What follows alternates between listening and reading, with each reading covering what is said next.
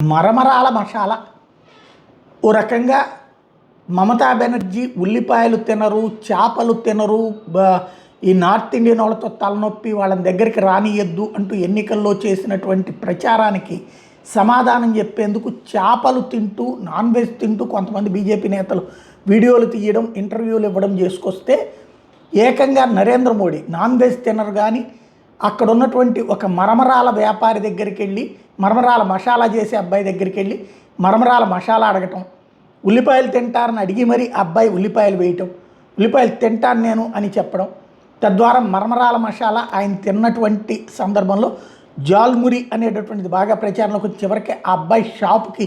పాకిస్తాన్ నుంచి, బంగ్లాదేశ్ నుంచి బెదిరింపు ఫోన్ కాల్స్ వచ్చి, వీడియో కాల్స్ వచ్చేటప్పటికి షాప్ మూసేసుకున్న పరిస్థితి చూసాం. కానీ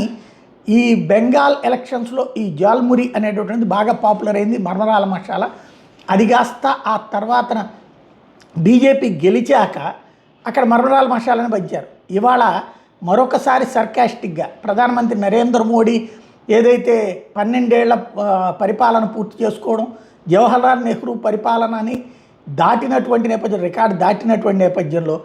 అక్కడ భారత మండపంలో జరిగిన ఎన్డీఏ అభ్యర్థుల సమావేశంలో, ఎన్డీఏ నాయకుల సమావేశంలో ప్రత్యేకించి జాల్మురి స్పెషల్ ఏర్పాటు చేసి వచ్చినటువంటి ముఖ్యమంత్రులు, ఉప ముఖ్యమంత్రులు అట్లాగే భాగస్వామ్య పక్షాలందరికీ కూడా